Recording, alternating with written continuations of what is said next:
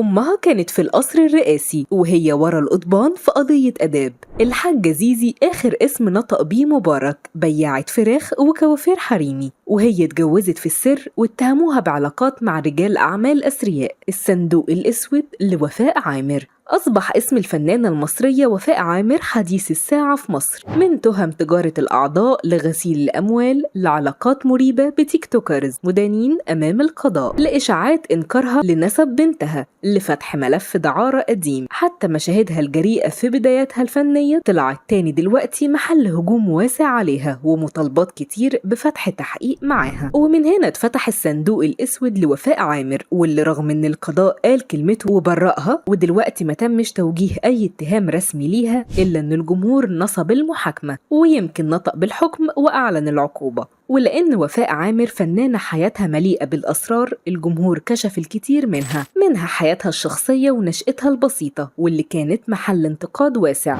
وده لما علق أحد الأشخاص اللي دعا إنه كان جار وفاء، واللي قال أمها بياعة فراخ وكبد وقوانص في آخر شارع العطارين في سوق باب عمر باشا في اسكندرية. وقالوا عن وفاء إنها كانت بتقف مع إخواتها الأربعة بإقفاص الفراخ تساعد أمها، وأبوها كان شغال سواق تاكسي مشهور في محطة مصر. ولما ربنا فتحها على وفاء اشترت لأمها محل كوافير حريمي وسمته سوزي في محرم بيك. لكن بعد جواز وفاء من محمد فوزي خدت أهلها يعيشوا في برج الياسمين في شارع الهرم. ومن هنا بدأ الكلام يزيد عن أم وفاء عامر زيزي أبو عرب، وتحركت مؤشرات البحث من وفاء لأختها لأمها، خاصة إن أمها حطت نفسها في وش المدفع. وهي كمان كانت مهووسة بالتيك توك وبتطلع لايف كل يوم من 7 الصبح تصور يومها كله طبخ وهزار وحكايات عن أسرار حياتها وحياة بناتها، وتطلب دعم الفولورز بالشير واللايك. تصرفات الحاجة زيزي كانت غريبة للجمهور، لكنها بررت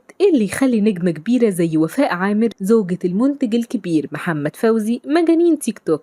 والظاهر إن حب الظهور وراثة في العيلة، لأن التيك توك ما كانش أول مكان تتشهر فيه الحاجة زيزي، لأنها معروفة نشاطها اللافت في جماعة أسفين يا ريس، وقربها من جمال وعلاء مبارك، وكلامها عن حبها للرئيس السابق حسني مبارك، وإنها آخر اسم نطق بيه قبل ما يموت. وهي لازالت بتزور قبره كل سنة في ذكرى وفاته، ولابسة سلسلة عليها صورته وبتتصور مع جمال وعلاء بكل حب.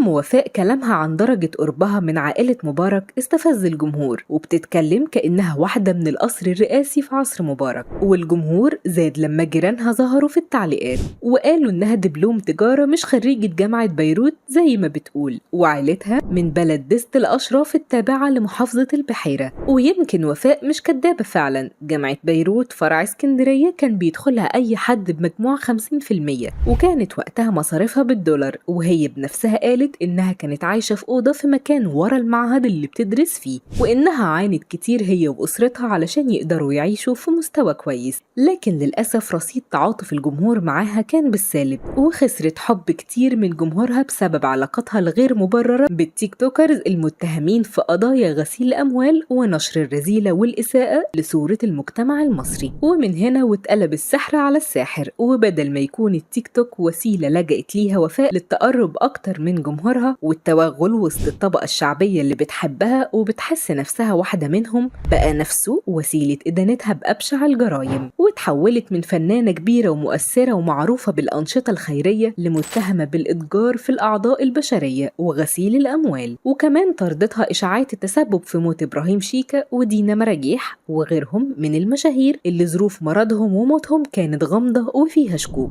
ووفاء الشخصية الاجتماعية الصريحة اللطيفة زي ما بتظهر قدام الكاميرا كانت غامضة جدا في حياتها الشخصية اللي مليانة أسرار وألغاز محدش يعرف حلها غير وفاء نفسها. وكانت بداية أزماتها إشاعة إنها الأم الحقيقية لأيتن عامر المعروفة بإنها أختها، ودي معلومة متداولة من زمان في الوسط الفني وحتى في محيط المقربين من وفاء. وبررت وفاء الكلام ده بأكتر من سبب. مرة قالت إن الكلام ده طلع عليها لأنها اتولدت تربية إخواتها البنات، ومرة تانية قالت إن السبب هو إن أيتن كانت بتقول لها يا ماما وهي صغيرة حتى في وجود والدتهم. ومرة تالتة قالت إن الإشاعة وراها فنانة اسمها ألف عين. قالت على وفاء إنها خلفت أيتن بعد زواجها من خليجي ثري، وبعض الناس نسبوا الاتهام لآثار الحكيم، واسمها الحقيقي آثار عبد الحكيم. وكان أحدث معلومة في الموضوع ده ادعاءات التيك توكر مروة اللي قالت فيها أيتن بنت وفاء من زوجها الأول في السر زكريا عزمي. وتاني أكبر أزمة واجهتها وفاء كانت جوازها السري من المنتج محمد فوزي،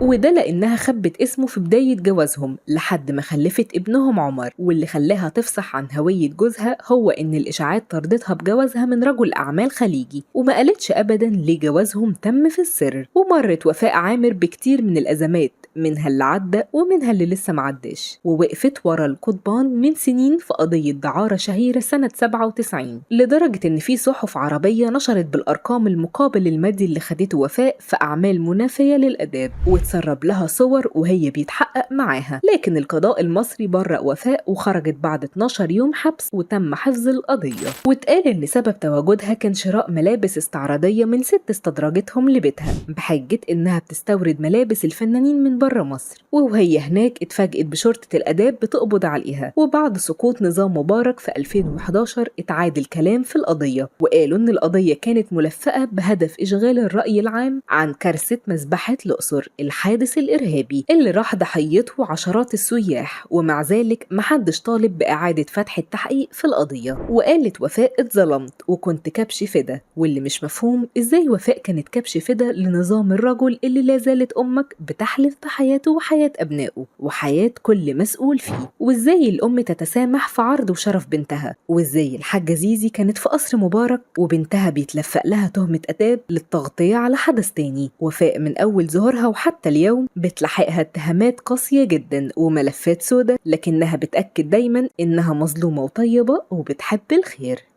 أسرار كل يوم، لكل يوم لون، ولكل لون حكاية.